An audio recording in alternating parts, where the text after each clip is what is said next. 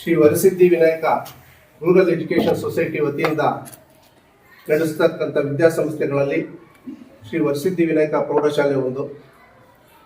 ಈ ಪ್ರೌಢಶಾಲೆ 1962ರಿಂದ ಈ ಭಾಗದಲ್ಲಿ ವಿದ್ಯಾಭ್ಯಾಸ ನೀಡ್ಕೊಂಡು ಬಂದಿರತಕ್ಕಂಥ ಒಂದು ವಿದ್ಯಾಸಂಸ್ಥೆ. ಪ್ರತಿಯೊಂದು ವರ್ಷದಂತೆ ಈ ವರ್ಷ ಕೂಡ ನಮ್ಮ ಶಾಲೆಯ ಮಕ್ಕಳಿಗೆ ದಾನಿಗಳ ರೂಪಾಂತರದಲ್ಲಿ, ಯಾಕಂತ ಹೇಳಿದ್ರೆ ನಮ್ಮ ಶಾಲೆಗೆ ಸರ್ಕಾರದ ಅನುದಾನಿತ ಶಾಲೆ ಆಗಿರೋದ್ರಿಂದ ಸರ್ಕಾರದಿಂದ ಯೂನಿಫಾರ್ಮ್ ಏನು ಕೊಡೋದಿಲ್ಲ. ನಾವು ದಾನಿಗಳಲ್ಲಿ ಸತತವಾಗಿ ಪಡೆದು ಈ ಮಕ್ಕಳಿಗೆ ಯೂನಿಫಾರ್ಮ್ ಅನ್ನು ಉಚಿತವಾಗಿ ಕೊಡ್ತಾ ಇದ್ದೀವಿ. ಅದರಲ್ಲಿ 2 ಕಲರ್ ಯೂನಿಫಾರ್ಮ್ಗಳನ್ನು ಮತ್ತು 1 ವೈಟ್ ಯೂನಿಫಾರ್ಮ್ಗಳನ್ನು ಬೆಂಗಳೂರಲ್ಲಿ ಉದ್ಯಮಿಗಳಾದಂತಹ ಒಂದು ದೊಡ್ಡ ಮುತ್ತಯ್ಯ ಅಂತ ಹೇಳ್ಬಿಟ್ಟು ಅವ್ರು ಕೊಡ್ತಾ ಇದ್ದಾರೆ. ಅವರು ಸತತವಾಗಿ ಒಂದು 5 ವರ್ಷಗಳಿಂದ ಕೊಡ್ತಾ ಇದ್ದಾರೆ. ಅವರು ಇವತ್ತು ಬರಬೇಕಾಗಿತ್ತು, ಒಂದು ತುರ್ತು ಅವ್ರಿಗೆ ರಿಜಿಸ್ಟ್ರೇಷನ್ ಇತ್ತು, ಆ ರಿಜಿಸ್ಟ್ರೇಷನ್ ಬರಲಿಲ್ಲ. ಅವ್ರು ನನ್ನ ಕಕ್ಷಿದಾರರು ಹೌದು ಮತ್ತು ನಮ್ಮ ಶಾಲೆಯ ಹಿತೈಷಿಗಳು. ಯಾಕಂತ ಹೇಳಿದ್ರೆ ಸತತವಾಗಿ 5 ವರ್ಷಗಳಿಂದ ಅವ್ರು ಯೂನಿಫಾರ್ಮ್ ಕೊಡ್ತಾ ಇದ್ದಾರೆ ಅಂತ ಹೇಳಿದ್ರೆ ನಮ್ಮ ಶಾಲೆಯ ಬಗ್ಗೆ ಅವ್ರಿಗೆ ಎಷ್ಟು ಅಭಿಮಾನ ಇರುತ್ತೆ ಅಂತ ಹೇಳ್ಬಿಟ್ಟು ಅದು ನಿಮ್ಮ ಊಹೆಗೆ ಬಿಡ್ತಾ ಇದ್ದೀನಿ. ನಾನು ಯಾವತ್ತಾದ್ರೂ ಆಗಲಿ ಈ ಥರ ಮತ್ತೆ ಮಕ್ಕಳು ಯೂನಿಫಾರ್ಮ್ ಕೊಡಬೇಕು ಅಂತ ಹೇಳಿದ್ರೆ, ಸರ್ ನೀವು ಏನು ಹೇಳ್ಬೇಕಾಗಿಲ್ಲ, ಎಷ್ಟು ಮಕ್ಕಳು ಕೊಡಬೇಕು ಸರ್, ಚೆನ್ನಾಗಿರೋ ಬಟ್ಟೆ ಕೊಡಿ, ಕ್ವಾಲಿಟಿ ಇರೋ ಬಟ್ಟೆ ಕೊಡಿ ಅಂತ ಹೇಳ್ಬಿಟ್ಟು ಸತತವಾಗಿ ಹೇಳ್ಕೊಂಡು ನಮ್ಮ ಶಾಲೆಗೆ ಅವರ ಸೇವೆಯನ್ನು ಮಾಡ್ತಾ ಇರ್ತಕ್ಕಂಥ ಅವರ ಅನುಪಸ್ಥಿತಿಯಲ್ಲಿ ಇವತ್ತು ಅವ್ರು ಬರಲಿಲ್ಲ. ನಾನು ಕೇಳಿದೆ, ಅವ್ರನ್ನ ಬರಲಿಲ್ಲ. ಅದರಿಂದ ಅವರಿಗೆ ನಮ್ಮ ಶಾಲೆಯ ಆಡಳಿತ ಮಂಡಳಿಯ ಪರವಾಗಿ, ಶಾಲೆಯ ಬೋಧಕ ವರ್ಗದ ಪರವಾಗಿ ಮತ್ತು ಶಾಲೆಯ ಮಕ್ಕಳ ಪರವಾಗಿ ಅವರ ಅನುಪಸ್ಥಿತಿಯಲ್ಲಿ ಅವರಿಗೆ ಸ್ವಾಗತವನ್ನು ಬಯಸ್ತಾ ಅವರ ಸೇವೆಯನ್ನು ನಿರಂತರವಾಗಿ ನಮ್ಮ ಸಂಸ್ಥೆಗೆ ನೀಡಬೇಕು ಅಂತ ಹೇಳ್ಬಿಟ್ಟು ವಿನಂತಿಸ್ಕೊಳ್ತಾ ಇದ್ದೇನೆ. ಅದಾದ್ಮೇಲೆ ಅವರೊಂದು 2 ಕಲರ್ ಯೂನಿಫಾರ್ಮ್, ವೈಟ್ ಯೂನಿಫಾರ್ಮ್ ಕೊಟ್ಟಿದ್ರು. ಇವಾಗ ನೀವು ಶನಿವಾರ ನಾನು ಏನು ಒಂದು ಟ್ರ್ಯಾಕ್ ಟಿ ಶರ್ಟ್ ಮತ್ತೆ ಟ್ರ್ಯಾಕ್ ಪ್ಯಾಂಟ್ ಏನು ಹೇಳಿದ್ರು, ಇದನ್ನ ಕಾಟನ್ ಗೇಟ್ ಅಲ್ಲಿ ಮಣಿ ಜ್ಯುವೆಲರ್ಸ್ ಅಂತ ಹೇಳ್ಬಿಟ್ಟು ಒಬ್ಬರಿದ್ದಾರೆ, ಮಣಿ ಸಾರ್ ಅಂತ ಹೇಳ್ಬಿಟ್ಟು, ಅವ್ರ ಮಕ್ಕ ಗಣೇಶ್ ಮತ್ತೆ ಕಾರ್ತಿಕ್ ಅಂತ ಹೇಳ್ಬಿಟ್ಟು ಅವರು ಸಹ ನನ್ನ ಕಕ್ಷಿದಾರರು. ಅವ್ರಿಗೂ ನಾನು ಲಾಸ್ಟ್ ಇಯರ್ ಮತ್ತೆ ಅದಕ್ಕೆ ಮುಂಚೆ ಕೂಡ ವಿನಂತಿ ಮಾಡಿದ್ದೆ, ಸರ್ ಈ ತರ ಕಾನ್ವೆಂಟ್ ಮಕ್ಕಳ ತರ ನಮ್ಮ ಮಕ್ಕಳನ್ನು ಕಲರ್ಫುಲ್ ಆಗಿ ಕಾಣಿಸ್ಬೇಕು. ಬಡ ಮಕ್ಕಳು ಇದ್ದಾರೆ, 83% ನಮ್ಮ ಮಕ್ಕಳಲ್ಲೂ ಕೂಡ ಇವಾಗ ವಿದ್ಯಾಭ್ಯಾಸ ಮಾಡ್ತಾ ಇರೋರಲ್ಲಿ ಪರಿಶಿಷ್ಟ ಜಾತಿಗೆ ಸೇರಿದಂತಹ ಒಂದು ಮಕ್ಕಳಿದ್ದಾರೆ. ಅವ್ರ ಪೋಷಕರು ತುಂಬಾ ಕಡಪಟ್ಟು ಬಡ ಕುಟುಂಬದಂತ ಬಂದಂತ ಒಂದು ಮಕ್ಕಳಿದ್ದಾರೆ. ಆ ಮಕ್ಕಳಿಗೆ ಒಂದು ಕಾನ್ವೆಂಟ್ ಅಲ್ಲಿ ಯಾವ ತರ ಕಾಣಿಸ್ತಾ ಇರಬೇಕು ಆ ತರ ಕಾಣಿಸ್ಬೇಕು, ಆ ತರದೊಂದು ಟ್ರ್ಯಾಕ್ ಪ್ಯಾಂಟು ಮತ್ತೆ ಶರ್ಟ್ ಅನ್ನು ಕೊಡಬೇಕು ಅಂತ ಹೇಳಿದಾಗ ಅವರು 2 ವರ್ಷಗಳಿಂದ ಸತತವಾಗಿ ನೀವು ಇವತ್ತು ನೋಡಿರ್ಬೋದು. ಆ ಯೂನಿಫಾರ್ಮ್ ಅನ್ನು ನೀವೆಲ್ಲ ಕೂಡ ಮಾಧ್ಯಮಿಕರು ಕೂಡ ಅದನ್ನ ತೆಗೆದು ನೋಡ್ಕೊಬಹುದು. ಅವರು ಕೂಡ ಸತತವಾಗಿ ಕೊಡ್ತಾ ಇದ್ದಾರೆ. ಅವರು ಕೂಡ ಇವತ್ತು ಇವತ್ತು ಬರಬೇಕಾಗಿತ್ತು. ಸರ್ ನಾನು ಬರಲಿಲ್ಲ ಅಂತ ಹೇಳಿದ್ರೆ ನನ್ನ ಪರವಾಗಿ ನೀವು ಕೊಟ್ಟರು ಕೂಡ ನಾನೇ ಕೊಟ್ಟಂಗೆ ಅಂತ ಹೇಳ್ಬಿಟ್ಟು ಭಾವಿಸಿ. ಯಾಕಂತ ಹೇಳಿದ್ರೆ ನನಗೆ ಅಂಗಡಿ ಕ್ಲೋಸ್ ಮಾಡಬೇಕಾಗುತ್ತೆ. 2 ಅಂಗಡಿಗಳಿದೆ, ಆ ಬಂಗಾರದ ಅಂಗಡಿಗಳು, ಅದನ್ನು ಕ್ಲೋಸ್ ಮಾಡಿದ್ದೇನೆ ಅಂತ ಹೇಳಿದ್ರೆ ನನ್ನ ವ್ಯಾಪಾರ ಇದಾಗುತ್ತೆ ಅಂತ ಹೇಳ್ಬಿಟ್ಟು ಅವರು ಲಾಸ್ಟ್ ಇಯರ್ ಬಂದಿರಲಿಲ್ಲ. ಅವ್ರು ಬರ್ಲಿಲ್ಲ ಅಂದ್ರೂ ಕೂಡ ಅವರು ದೊಡ್ಡ ಗುಣ ನಾವು ಈ ಸಭೆಯ ಮೂಲಕ ನಿಮ್ಮೆಲ್ಲರಿಗೂ ತಿಳ್ಕೊಡ್ತಕ್ಕಂಥ ಒಂದು ಗುರುತರ ಜವಾಬ್ದಾರಿ ಇದೆ. ಮಣಿ ಸಾಹೇಬ್ರೆ, ಗಣೇಶ್ ಅವರೇ ಮತ್ತೆ ಕಾರ್ತಿಕ್ ಅವರೇ, ನಿಮ್ಮ ಈ ಆರ್ಥಿಕ ಸಹಾಯ ನಮ್ಮ ಮಕ್ಕಳಿಗೆ ನಿರಂತರವಾಗಿ ನೀಡಿದ್ರಿ. ಸಮಾಜಮುಖವಾಗಿ ನಿಮಗೂ ಒಂದು ದೇವರು ಇಂಥ ಒಂದು 4 ಸತ್ಕಾರ್ಯಗಳನ್ನು ಮಾಡುವಂತ ಬಲಪಡಿಸಿ ನಿಮ್ಮ ಆರ್ಥಿಕ ಅಭಿವೃದ್ಧಿ ಮತ್ತೆ ನಿಮ್ಮ ಇದಾಗಲಿ ಅಂತ ಹೇಳ್ಬಿಟ್ಟು ನಮ್ಮ ಶಾಲೆಯ ಪರವಾಗಿ, ನಮ್ಮ ಊರಿನ ಪರವಾಗಿ ಕೂಡ ನಿಮಗೂ ಧನ್ಯವಾದಗಳನ್ನ ಹೇಳ್ತಾ ಇದ್ದೀನಿ. ವಿಶೇಷವಾಗಿ ಇವತ್ತು ಈ ಸಭೆಗೆ ಮತ್ತೊಂದು ಮೆರುಗು ತರ್ತಕ್ಕಂಥ ವಿಷಯ ಏನು ಅಂತ ಹೇಳಿದ್ರೆ, ನಿಮ್ಗೆಲ್ರಿಗೂ ಗೊತ್ತಿರ್ಬೋದು, 1962ರಲ್ಲಿ ಒಂದು ಹೆಂಚಿನ ಮನೆಗಳು ಮತ್ತೆ ಮರದ ಕೆಳಗಡೆ ಒಂದು ನಡೆಸ್ತಕ್ಕಂಥ ಒಂದು ವಿದ್ಯಾಸಂಸ್ಥೆ SPV ರೂರಲ್ ಎಜುಕೇಶನ್ ಸೊಸೈಟಿ ವತಿಯಿಂದ ನಡೆಸ್ತಕ್ಕಂಥ SPV ಪ್ರೌಢಶಾಲೆ, ಶ್ರೀ ವರಸಿದ್ಧಿ ವಿನಾಯಕ ಪ್ರೌಢಶಾಲೆ. ಆವಾಗ ಬಸ್ ಸ್ಟ್ಯಾಂಡ್ ಪಕ್ಕದಲ್ಲೇ ಒಂದು ಚಿಕ್ಕ ಜಾಗದಲ್ಲಿ ಹೆಂಚಿನ ಮನೆಗಳ ಕಿಟಕಿ ಕೂಡ ಇರಲಿಲ್ಲ, ಕಲ್ಚಪ್ಟಿ ಇರ್ತಾ ಇತ್ತು. ಕಲ್ಚಪ್ಟಿ ಮಾಡಿದ್ರೆ ಈ ರಿಪೀಟ್ಗಳಾಕಿ ಉಡೋ ರಿಪೀಟ್ಗಳಾಗ್ಬಿಟ್ಟು ಒಂದು ಹೆಂಚಿನ ಮನೆಗಳಿದ್ವು. ಆ ಹೆಂಚಿನ ಮನೆಗಳೆಲ್ಲ ಕೂಡ ಒಳ್ಳೆ ವಿದ್ಯಾಭ್ಯಾಸ ಕೊಡ್ತಕ್ಕಂಥ ಒಂದು ವಿದ್ಯಾಸಂಸ್ಥೆ ನಮ್ದಾಗಿತ್ತು. ನಮ್ದು ನ್ಯಾಷನಲ್ ಹೈವೇ ಪಕ್ಕದಲ್ಲೇ ಇದ್ದಿದ್ದಂತ ಒಂದು ಸ್ಕೂಲ್ ಅದು. ಆ ಹೆಂಚಿನ ಮನೆಗಳದ್ದಂತ ಒಂದು ಸ್ಕೂಲ್ ಏನಾಯ್ತು ಅಂತ ಹೇಳಿದ್ರೆ 38 ಜನ ಸ್ಟ್ರೆಂತ್ ಇದ್ರು. ಏನು 62-63ರಲ್ಲಿ ಈ ಭಾಗದಲ್ಲಿ ಹೈಸ್ಕೂಲ್ ಅನ್ನು ಓಪನ್ ಮಾಡಬೇಕು, ಮುಳ್ಬಾಗ್ ಹೋಗ್ತಾ ಇದ್ದಾರೆ, 7ನೇ ಕ್ಲಾಸ್ಗೆ ನಿಂತೋಗ್ತಾ ಇದ್ದಾರೆ ಅಂದಾಗ 62ರಲ್ಲಿ ಮಾತಾಗ 38 ಜನ ಸ್ಟ್ರೆಂತ್ ಇತ್ತು. 80ನೇ ಇಸ್ವಿಗೆ ಬಂದಾಗ ಅದೇನಾಯ್ತು ಅಂತ ಹೇಳಿದ್ರೆ ಒಂದು 500 ಜನ ಸ್ಟ್ರೆಂತ್ ಅದು ನಮ್ಮ SLC ಮಕ್ಕಳಿಗೆಲ್ಲ. ರೋಡ್ ಪಕ್ಕದಲ್ಲೇ ಇದ್ದಿದ್ದರಿಂದ ಆಕ್ಸಿಡೆಂಟ್ಗಳಾಗೋದು ಇಂಥವೆಲ್ಲ ಕೂಡ ಮನ್ಗಂಡಾಗ ನಮ್ಮ ಊರಿನ ದಿವಂಗತ RI ಕೃಷ್ಣ ಶೆಟ್ಟಿ ಅವರು 1962ರಲ್ಲೇ ಇಲ್ಲಿಂದ ಬೆಂಗಳೂರಿಗೆ ಹೋಗಿ ಅಲ್ಲಿ ಒಂದು ಕೈಗಾರಿಕೋದ್ಯಮಿಗಳಾಗಿ ಇಂಡಸ್ಟ್ರಿಗಳೆಲ್ಲ ನಡೆಸ್ಕೊಂಡು ತುಂಬಾ ಹೆಸರು ಮಾಡಿ ತುಂಬಾ ಹಣವಂತರು ಆಗಿದ್ರು, ಸ್ಥಿತಿವಂತರು ಆಗಿದ್ರು. ಅವರು ತುಂಬಾ ಅನುಕೂಲವಾಗಿದ್ರು, ಮತ್ತೆ ಸಾಮಾಜಿಕ ಕಳಕಳಿ ಇರ್ತಕ್ಕಂಥ ವ್ಯಕ್ತಿಯಾಗಿದ್ರು. ವಿಶೇಷವಾಗಿ ಅವರು ನಮ್ಮ ಗ್ರಾಮ ಅಂತ ಹೇಳಿದ್ರೆ ಅವ್ರಿಗೆ ಹೆಚ್ಚಿನ ಪ್ರೀತಿ ಇತ್ತು. ಆ ಹೆಚ್ಚಿನ ಪ್ರೀತಿ ಯಾವ ರೀತಿ ಇತ್ತು ಅಂತ ಹೇಳಿದ್ರೆ, ಇವತ್ತು ನಾವೇನು ಗಣೇಶನ ದೇವಸ್ಥಾನವನ್ನು ನೋಡ್ತಾ ಇದ್ದೀವೋ, ಆ ಗಣೇಶನ ದೇವಸ್ಥಾನ ಎಷ್ಟಿತ್ತು ಅಂತ ಹೇಳಿದ್ರೆ ಒಂದೇ ಒಂದು ಗರ್ಭಗುಡಿ ಮಾತ್ರ ಇತ್ತು. ಇದನ್ನ ನೋಡಿ ಅವರು ಇಲ್ಲ ಗಣೇಶನ ಒಂದು ದೇವಸ್ಥಾನ ಕಟ್ಟಬೇಕು ಅಂತ ಹೇಳ್ಬಿಟ್ಟು ಇವತ್ತು ಇರ್ತಕ್ಕಂಥ ಒಂದು ಗಣೇಶನ ದೇವಸ್ಥಾನ ಕೂಡ ದಾನದ ರೂಪವಾಗಿ ಕಟ್ಟಿಕೊಟ್ಟಿರ್ತಕ್ಕಂಥ ಪುಣ್ಯಾತ್ಮ ಕೃಷ್ಣ ಶೆಟ್ಟಿ ಅವರು ಇವತ್ತು ನಮ್ಮ ಮುಂದೆ ಇಲ್ಲ. ಅವರು ಈ ವಿನಾಯಕನ ದೇವಸ್ಥಾನವನ್ನು ಕಟ್ಕೊಟ್ಟು ಅವರ ಇದರಲ್ಲೇ ಕೂಡ ಎಫ್ ಡಿಗಳು ಕೂಡ ಹಾಕಿದ್ರು ಅಂತ ಹೇಳ್ಬಿಟ್ಟು ನಾನು ಇವತ್ತು ಅವ್ರ ಮಗ ಹೇಳಿದ್ದು, ಅದಕ್ಕೆ ಮುಂಚೆ ನನಗೆ ಗೊತ್ತಿರಲಿಲ್ಲ ಎಫ್ ಡಿ ಕೂಡ ಇಟ್ಟಿದ್ರು ಈ ದೇವಸ್ಥಾನ ಸುಸೂತ್ರವಾಗಿ ನಡೀಬೇಕು ಅಂತ ಹೇಳ್ಬಿಟ್ಟು.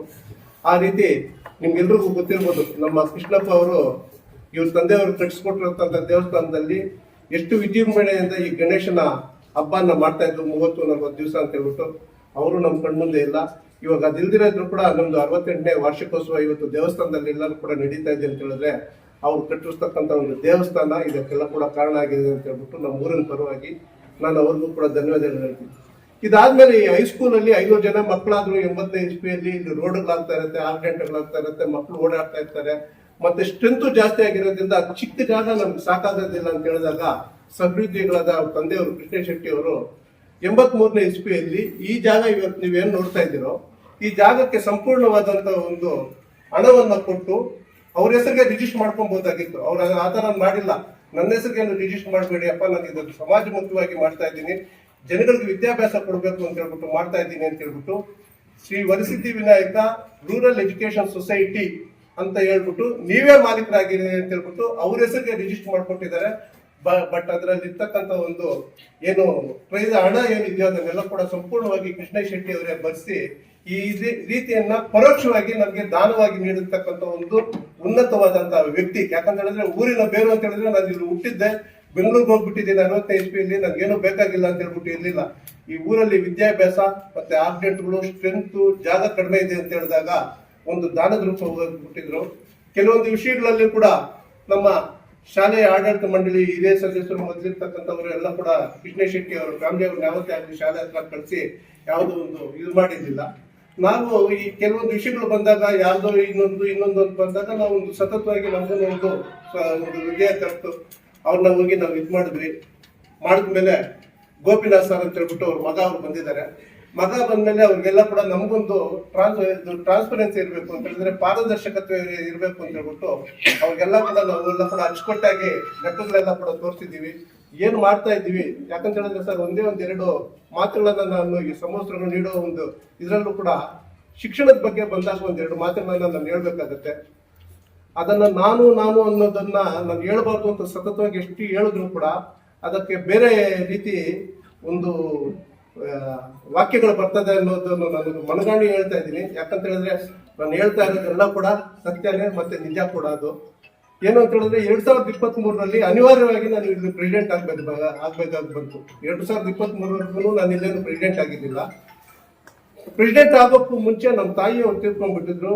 ನಮ್ಮ ಗ್ರಾಮದ ಹಿರಿಯರು ಕೋದಂಡ ಅಂತ ಹೇಳ್ಬಿಟ್ಟು ನಮ್ಮ ಮನೆಗೆ ಬಂದ್ಬಿಟ್ಟು ಮಿಡ್ಲ್ ಸ್ಕೂಲಲ್ಲಿ ಒಂದು ಬಿಲ್ಡಿಂಗ್ ಏನು ಇಲ್ಲ, ಆ ಮಿಡ್ಲ್ ಸ್ಕೂಲ್ ಬಿಲ್ಡಿಂಗು ಈ ತರ ಇರೋದ್ರಿಂದ ಏನಾದ್ರು ಇದು ಮಾಡ್ಬೇಕು ಅಂತ ಹೇಳಿದ್ರೆ ಕೋದಂಡ ನಾನು ಮಾತು ಕೊಟ್ಟೆ ಅವತ್ತು. ಇವತ್ತು ನಮ್ಮ ತಾಯಿಯವ್ರು ಇಲ್ಲ, ನಮ್ಮ ತಾಯಿ ಹೆಸರಲ್ಲಿ ಒಂದು ರೂಮ್ ಕಟ್ಸ್ಕೊಡ್ತೀನಿ ಅಂತ ಹೇಳಿದ್ರೆ ಕೋದಂಡ ನನಗೆ ಒಂದು ರೂಮ್ ಎಲ್ಲ ಚೆನ್ನಾಗಿದೆಯಾ, ಒಂದು 2 ರೂಮ್ ಕಟ್ಸ್ಕೊಡು ಅಂತ ಹೇಳ್ಬಿಟ್ಟು ನನ್ಗೆ ಹೇಳಿದ್ರು.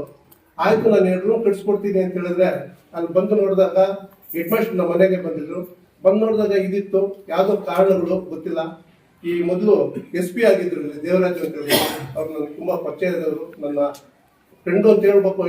ಯಾಕಂತ ಹೇಳಿದ್ರೆ ಅವ್ರು ಉನ್ನತವಾದಂತ ಸ್ಥಾನದಲ್ಲಿರೋರು. ಅವ್ರು ನನಗೊಂದು ಪ್ರೇರಣೆ ಕೊಟ್ಟರು, ಶೇಷಾದ್ರಿ 2 ರೂಮ್ ಕಟ್ಟಿದ್ರೆ ಹೆಂಗೆ ಅಂತ 10 ರೂಮ್ ಕಟ್ಸ್ಕೊಡೋದು ಏನಾದ್ರು ಮಾಡು ಅಂತ ಹೇಳ್ಬಿಟ್ಟು ಅವರು ನಾನು ಸಹಾಯ ಮಾಡ್ತೀನಿ ಅಂತ ಹೇಳ್ಬಿಟ್ಟು ಒಂದು ರೋಟರಿ ಸಂಸ್ಥೆ ಇದು ಅಂತ ಒಂದು ಇದನ್ನ ಮಾಡಿದ್ರು. ಅಂತ ಹೇಳಿ ಇವಾಗ ಏನು ಅಂತ ಹೇಳಿದ್ರೆ ಒಂದು ಸಮಯ ಸಂದರ್ಭ ಬಂದಾಗ ದೇವರು ಅನ್ನೋರು ಇರ್ತಾರೆ, ನಾನಾ ರೂಪದಲ್ಲಿ ದೇವರು ಬಂದು ಎಲ್ಲರನ್ನೂ ಕಾಪಾಡ್ತಾರೆ ಅನ್ನೋದು ಒಂದು ನಿದರ್ಶನ. ಏನು ಅಂತ ಹೇಳಿದ್ರೆ ಈ ನಮ್ಮ SPV ರೂರಲ್ ಎಜುಕೇಶನ್ ಸೊಸೈಟಿಯಲ್ಲಿ ರವೀಂದ್ರ ಸರ್ ಅಂತ ಹೇಳ್ಬಿಟ್ಟು ಸೈನ್ಸ್ ಟೀಚರ್ ಒಬ್ಬಿದ್ರು, ಅವ್ರು ಮುಡ್ಬಾರ್ದವರು.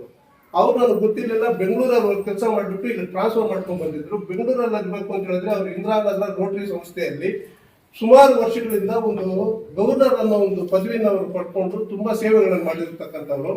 ಅವರು ನಮ್ಗೇನು ಹೇಳಿದ್ರು ಅಂತ ಹೇಳಿದ್ರೆ ನನಗೆ ರೋಟರಿ ಗೊತ್ತು, ನಾನೇನಾದ್ರು ಮಾಡ್ತೀನಿ ಅಂತ ಹೇಳ್ಬಿಟ್ಟು ಅವ್ರು ಬಂದಾಗ ಎಲ್ಲಾ ಕೆಲಸಗಳು ಸುಸೂತ್ರವಾಗಿ ಎಲ್ಲ ಕೂಡ ನಡ್ಕೊಂಡ್ ಬಂದ್ಬಿಟ್ಟು ಎಲ್ಲ ಕೂಡ. ಆ ರೀತಿಯಲ್ಲಿ ಒಂದು ಇವತ್ತೇನು ನಾವು ಆ ಬಿಲ್ಡಿಂಗ್ ನೋಡ್ತಾ ಇದ್ವಿ, ಆ ಬಿಲ್ಡಿಂಗ್ ಅನ್ನ ಕಟ್ಸ್ಕೊಟ್ವಿ 2023ರಲ್ಲಿ. ಅದಾದ್ಮೇಲೆ ನಾನು ಇಲ್ಲಿ ಪ್ರೆಸಿಡೆಂಟ್ ಆಗಿದ್ದೆ. ಯಾಕಂತ ಹೇಳಿದ್ರೆ ಎಲ್ಲರಿಗೂ ನಾನು ಮಿಡ್ಲ್ ಸ್ಕೂಲ್ ಬಗ್ಗೆ ಒಂದು ಇದು ಮಾಡ್ಕೊಬೇಕು ಅಂತ ಒಂದು ಬಂದೆ. ಅಲ್ಲೊಂದು ಬಿಲ್ಡಿಂಗು ಆಯ್ತು, ಇವಾಗ ಅಲ್ಲಿ ತುಂಬಾ ಅಚ್ಚುಕಟ್ಟಾಗಿ ನಡೀತಾ ಇದೆ. ಇಲ್ಲಿಗೆ ಬಂದಾಗ ಏನಾಗಿತ್ತು ಅಂತ ಹೇಳಿದ್ರೆ, ವಿಶೇಷವಾಗಿ SLC ಇರ್ತಕ್ಕಂಥ ಮಕ್ಕಳು ಇವಾಗ ಎಲ್ಲ ಕೂಡ ನೀವೆಲ್ಲ ಕೂಡ ಮನ್ಗಂಡ್ಬೇಕು. 2023ರಲ್ಲಿ ಬಂದಾಗ ನಮ್ಮಲ್ಲಿ ಇಬ್ಬರು ಶಿಕ್ಷಕರು. ಸರ್ಕಾರದ ಕೆಲವೊಂದು ಸುತ್ತೋಲೆಗಳು ಮತ್ತೆ ಆದೇಶಗಳ ಪ್ರಕಾರ 2015 ಆದ್ಮೇಲೆ ಟೀಚರ್ಸ್ ಯಾರ್ಯಾರು ನಿವೃತ್ತಿ ಹೊಂದಿರ್ತಾರೋ ಅವು ಯಾವುದು ಕೂಡ ಆಡಳಿತ ಮಂಡಳಿಯವರು ನೇಮಕಾತಿ ಮಾಡ್ಕೋಬಾರ್ದು ಅಂತ ಹೇಳ್ಬಿಟ್ಟು ಒಂದು ರೂಲ್ಸ್ ಕೊಟ್ಟಿದ್ದಾರೆ ಅಂತ ಹೇಳ್ಬಿಟ್ಟು ಇವ್ರೇನ್ ಮಾಡಿದ್ರು ಅಂತ ಹೇಳಿದ್ರೆ ಯಾವ್ದು ಅಪಾಯಿಂಟ್ಮೆಂಟ್ ಮಾಡ್ಕೊಂಡಿರಲಿಲ್ಲ. ಇಬ್ಬರೇ ಟೀಚರ್ಗಳು ಇದ್ದಾಗ ಈ ಶಾಲೆ ಯಾವ ರೀತಿ ನಡೆಯುತ್ತೆ ಅಂತ ಹೇಳ್ಬಿಟ್ಟು ನಾನು ಒಂದು ಸ್ವಲ್ಪ ಕಳವಳಿ ಪಡ್ತಿ. ಅದಾದ್ಮೇಲೆ ನಾನು ಸ್ವಲ್ಪ ಇನ್ನು 4 ಜನ ಟೀಚರ್ಸ್ ಇಲ್ಲಿ ಮಾಡಲೇಬೇಕು ಅಂತ ಹೇಳ್ಬಿಟ್ಟು ಅತಿಥಿ ಟೀಚರ್ಸ್ ಅನ್ನ ಕರೆದು ಅವ್ರಿಗೆ 10,000 ರೂಪಾಯಿ ಫೀಸ್ಗಳು ಕೊಟ್ಕೊಂಡು ಅದು ಸ್ಯಾಲ್ರಿ ಕೊಟ್ಟು ಯಾವುದೇ ಶಿಕ್ಷಕರ ಕೊರತೆ ಇಲ್ಲದೆ 2023-24 ಒಂದು ಶೈಕ್ಷಣಿಕ ವರ್ಷವನ್ನು ನಾನು ಪೂರೈಕೆ ಮಾಡಿದ್ದೇನೆ. ಅದಾದ್ಮೇಲೆ ಲಾಸ್ಟ್ ಟೈಮ್ 1-2 ಅಪಾಯಿಂಟ್ಮೆಂಟ್ಗಳಾಯ್ತು. ಅದೇ ಇನ್ನ ಬೇರೆ ಟೀಚರ್ಗೂ ಕೂಡ ಸಂಬಳ ನಮ್ಮ ಕೈಯಿಂದ ಕೊಟ್ಟು ಅದನ್ನೆಲ್ಲ ಕೂಡ ಮಾಡ್ಕೊಂಡು ಎಲ್ಲ ಕೂಡ ಬಂದಿದ್ದೀವಿ. ಯೂನಿಫಾರ್ಮ್ ಮಾಡಿಕೊಂಡು ಕೂಡ ಬಂದಿದ್ದೀವಿ. ಈ ಸಂಸ್ಥೆಯಲ್ಲಿ ಯಾವ್ದು 2023ರಿಂದ ಯಾವ್ದು ನಡೀತು ಅಂತ ಹೇಳಿದ್ರೆ, ಹೈಸ್ಕೂಲ್ ಮಕ್ಕಳಿಗೆ ಇವಾಗ ನಾವೇನ್ ಕೊಡ್ತಾ ಇದ್ದೀವೋ ಈ ಹೈಸ್ಕೂಲ್ ಮಕ್ಕಳಿಗೆ ಈ ಸಂಸ್ಥೆಯಿಂದ ಸತತವಾಗಿ 62ನೇ ಇಸ್ವಿಯಿಂದ ಈವರೆಗೂ ಕೂಡ ಯಾವುದೇ ರೀತಿಯಲ್ಲಿ ನ್ಯೂನತೆಗಳನ್ನು ಈ ಶಾಲೆಯಲ್ಲಿ ನಾವು ಯಾವತ್ತೂ ಕೂಡ ಮಾಡಿರ್ಲಿಲ್ಲ. ಅದನ್ನ ಯಾರು ಕೂಡ ನೀವು ಬೇಕಾದ್ರೆ ಪಾರದರ್ಶಕ ಅದನ್ನೆಲ್ಲ ಕೂಡ ನೋಡ್ಕೊಬಹುದು. ಇವತ್ತು ಯಾವುದೇ ರೀತಿ ಒಂದು ಅಪವಾದ ಅಂತ ಬಂತು ಅಂತ ಹೇಳಿದ್ರೆ ಆ ಅಪವಾದಗಳಿಗೆಲ್ಲ ಕೂಡ ಒಂದು ನಾವು ಕಾರಣೀಭೂತರಾಗಿರ್ಬೇಕು ಅಂತ ಹೇಳಿದ್ರೆ ಯಾರ್ದೋ ಇದು ಅಂತ ಹೇಳ್ಬಿಟ್ಟು ಅದಕ್ಕೂ ಕೂಡ ನಾವು ದಾನಿಗಳ ರೂಪದಲ್ಲಿ ಅವ್ರ ತಂದೆಯವರು ಮಾಡಿರ್ತಕ್ಕಂಥ ಸೇವೆಯನ್ನು ಅವ್ರಿಗೆ ಹೇಳಿ ಶಾಲೆ ಯಾವ ರೀತಿ ನಡೀತಾ ಇದೆ ಅಂತ ಹೇಳ್ಬಿಟ್ಟು ಅವ್ರಿಗೆ ವಿವರಣೆ ಕೊಟ್ಟು ನಾವು ಯಾವ ರೀತಿ ಇದು ಮಾಡ್ತಾ ಇದ್ದೀವಿ ಅಂತ ಹೇಳ್ಬಿಟ್ಟು ಸಂಪೂರ್ಣವಾದಂತಹ ಮಾಹಿತಿಯನ್ನ ಕೊಟ್ಟು ಅವರು ತುಂಬಾ ಸಂತೋಷ ಪಟ್ಟರು.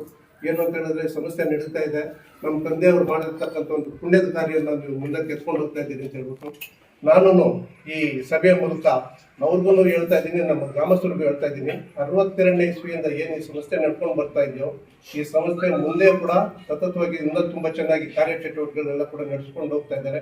ಅನಿವಾರ್ಯ ಕಾರಣಗಳಿಂದ ಒಂದು 3 ಕೊಠಡಿಗಳನ್ನ ಬೀಗ ಹಾಕಿ ಇಟ್ಕೊಂಡಿರ್ತಕ್ಕಂಥ ಒಂದು ಪರಿಸ್ಥಿತಿ ಇದೆ. ಬೀಗ ಹಾಕ್ದಿರ ಒಂದು ವಿದ್ಯಾಭ್ಯಾಸ ಕೊಟ್ಟಿದ್ರೆ ಚೆನ್ನಾಗಿರ್ತಾ ಇತ್ತು. ಬಟ್ ಹಿರಿಯ ಅಧಿಕಾರಿಗಳು ನಮ್ಗೆ ಏನ್ ಸೂಚನೆ ಕೊಟ್ಟಿದ್ದಾರೆ ಅದನ್ನ ಪಾಲನೆ ಮಾಡ್ಬೇಕಾಗಿರೋದು ಶಾಲೆಯ ಆಡಳಿತ ಮಂಡಳಿಯ ಕರ್ತವ್ಯವಾಗಿ ಅದನ್ನ ಮಾಡ್ತಾ ಇದ್ವಿ. ಆ ನಿಟ್ಟಿನಲ್ಲಿ ನಾವು ಇನ್ನೂ ಏನು ಕೆಲಸ ಮಾಡಬೇಕು ಅದನ್ನೆಲ್ಲ ಕೂಡ ನಾವು ಮಾಡಿ ಎಲ್ರಿಗೂ ಒಂದೇ ಒಂದು ವಿಶ್ವಾಸ ನಾವು ಕೊಡೋದಿಷ್ಟೇ, ಈ ಸಂಸ್ಥೆಯಲ್ಲಿ ಎಲ್ಲ ಶಾಲೆಗಳು ತುಂಬಾ ಅಚ್ಚುಕಟ್ಟಾಗಿ ಕಾನೂನುಬದ್ಧವಾಗಿ ನಡೆಯುತ್ತೆ. ನಿಮ್ಮೆಲ್ಲರ ಸಹಕಾರ ಇದೇ ತರ ಇರಬೇಕು.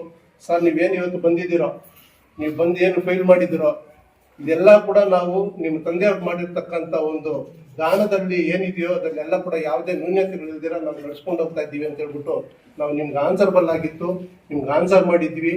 ನೀವು ನೋಡಿದ್ದೀರಾ, ನೀವು ಬಂದಿರೋದು ನಮ್ಮ ಗ್ರಾಮದ ಪರವಾಗಿ, ನಮ್ಮ ಸಂಸ್ಥೆಯ ಪರವಾಗಿ, ನಮ್ಮ ವಿದ್ಯಾರ್ಥಿಗಳ ಪರವಾಗಿ, ಪೋಷಕರ ಪರವಾಗಿ, ಮತ್ತೆ ಯಾರಿಲ್ಲಿ ಅಧ್ಯಾಪಕರ ವರ್ಗ ಏನು ಕೆಲಸ ಮಾಡ್ತಾ ಇದ್ದಾರೋ ಅವ್ರು ಕೂಡ ನಿಮ್ಮ ತಂದೆಯವ್ರದ್ದು ಮಾಡಿರ್ತಕ್ಕಂಥ ಒಂದು ಸರ್ಕಾರದ ಫಲಾನುಭವಿಗಳು. ಯಾಕಂತ ಹೇಳಿದ್ರೆ ಒಂದು ಟೀಚರ್ ಆಗಿ ಒಂದು 30 ವರ್ಷಗಳು ಒಂದು ಅವರು ಸಂಬಳ ತಗೊಂಡು ಇದೇನು ಕೆಲಸ ಮಾಡ್ತಾ ಇರ್ತಾರೋ ಆ ಒಂದು ಇದರಲ್ಲೂ ಕೂಡ ನೀವು ದಾನ ಮಾಡ್ತಕ್ಕಂಥ ಒಂದು ಸಂಸ್ಥೆಯ ಒಂದು ಇದರಲ್ಲಿ ಇದಿರತ್ತೆ ಅಂತ ಹೇಳ್ಬಿಟ್ಟು ಅವ್ರ ಪಾತ್ರಗಳನ್ನು ಕೂಡ ಶಿಕ್ಷಕ ಪಾತ್ರ ಕೂಡ ಹೇಳಿ ಇದು ಮಾಡ್ತಾ ಇದ್ದೀವಿ.